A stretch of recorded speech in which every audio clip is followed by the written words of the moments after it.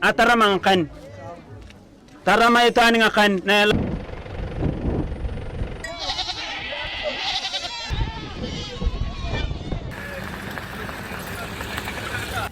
Mnajua hapa awali nilikuwa waziri wa maji katika kaunti. Sehemu hizi zilikuwa na shida kubwa ya kupata maji safi. Maji ya kunywa directly kwa watu na pia kwa mifugo. This borehole is a serious surprise here. It's fresh water and it's going to make a difference in this place.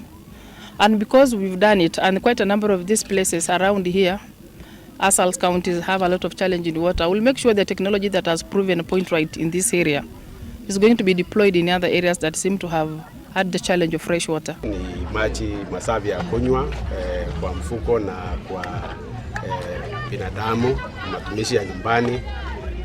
Kwa hivyo ile community iko hapa around wanatumia hii maji. Wingi pia maji iko sawa. It generates 6,000 liters per hour. So that is enough water for domestic and also for livestock. If there is extra, we will also train the people to practice small agricultural activities in the area.